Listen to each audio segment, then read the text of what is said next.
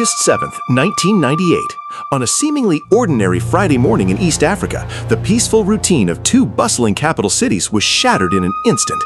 At approximately 10:30 a.m. local time, nearly simultaneous truck bombs detonated with catastrophic force outside the United States embassies in Nairobi, Kenya, and Dar es Salaam, Tanzania. The blast in Nairobi was particularly devastating. Located in the heart of the downtown district, the explosion tore through the embassy building and completely collapsed the neighboring Ufundi Cooperative House, trapping hundreds beneath concrete slab ruins. Orchestrated by the then obscure terrorist network known as Al-Qaeda, these coordinated attacks killed over 200 people, the vast majority of whom were innocent Kenyan and Tanzanian civilians, passers-by, and local embassy staff, and injured thousands more. The horrific images of bloodied survivors stumbling through smoke-filled streets and rescue workers digging through twisted metal shocked the international community. It was a chilling, deeply tragic introduction to a new kind of global threat. This was an asymmetric warfare that knew no geographic borders or moral boundaries, effectively defining the dark security challenges of the decades ahead. The gravity of August 7th, we must analyze the operational capabilities and evolving ideology of Al-Qaeda in the late 1990s. Before these coordinated blasts, global intelligence agencies largely viewed Islamist militancy as a fragmented web of localized insurgencies, focused primarily on overthrowing regimes within their own specific countries, such as Egypt or Algeria. However, these dual bombings signaled a massive, terrifying shift in Al-Qaeda's grand strategy. Led by Osama bin Laden, the group shifted its focus from the near enemy to the far enemy, specifically targeting the United States and its high-profile international assets abroad. The Nairobi and Dar es Salaam operations required a high level of long-term planning, funding, and international coordination. Al-Qaeda had quietly established operational cells across East Africa years in advance, smuggling explosives, forging passports, and conducting detailed surveillance on the American diplomatic missions. The date of the attacks was intentionally symbolic, marking exactly 8 years to the day since U.S. troops were deployed to Saudi Arabia during the Gulf War crisis.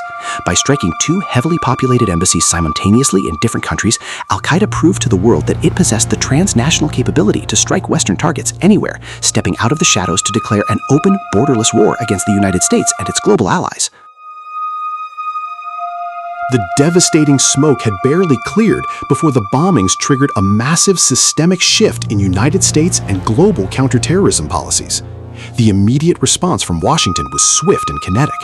Just weeks later, President Bill Clinton ordered Operation Infinite Reach, launching dozens of Tomahawk cruise missiles targeting Al-Qaeda training camps in Afghanistan and a suspected chemical weapons factory in Khartoum, Sudan. Beyond the military retaliation, an unprecedented international manhunt was launched by the FBI and global intelligence networks to bring the conspirators to justice. Osama bin Laden was officially placed on the FBI's 10 most wanted fugitives list, and several key operatives were eventually captured across the globe, extradited, and tried in American federal courts.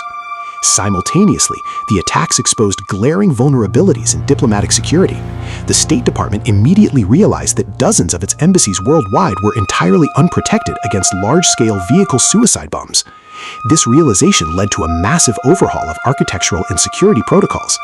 Congress passed billions of dollars in emergency funding to implement the Inman Standards, mandating that all future embassies be built with heavy blast-resistant materials, secure setback walls, and deep perimeters far removed from public streets. The era of open, easily accessible urban embassies was officially dead, replaced by highly fortified diplomatic fortresses designed to survive an age of terror. Today, the 1998 East African embassy bombings are remembered by security analysts as the definitive, tragic precursor to the landscape-altering events of September 11, 2001. The intelligence failures, the structural vulnerabilities, and the ideological declarations that manifested on August 7th were a loud, unheeded warning of the catastrophic threats that were to come. This event permanently altered the international landscape, fundamentally changing how sovereign nations defend their interests, secure their borders, and protect their citizens abroad. It forced a rapid integration of intelligence sharing between the FBI, the CIA, and foreign allies, birthing the modern architecture of the global war on terror. Yet, beyond the geopolitical strategy and the hardened concrete walls of modern embassies, the human cost of that day remains etched in history. In both Nairobi and Dar es Salaam, beautiful peace memorial parks now stand on the former embassy sites. These quiet sanctuaries serve as a powerful testament to the innocent lives cut short by violent extremism. They stand as a solemn reminder that the primary victims of global asymmetric warfare are so often the local populations caught in the crossfire of geopolitical conflicts. The 1998 embassy bombings were a brutal, tragic wake-up call that violently pulled the world into a new era of global insecurity.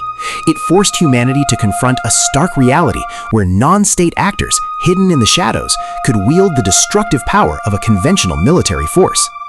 As we look back at the legacy of August 7, 1998, we are left with profound, ongoing questions about the defense of a free and open world.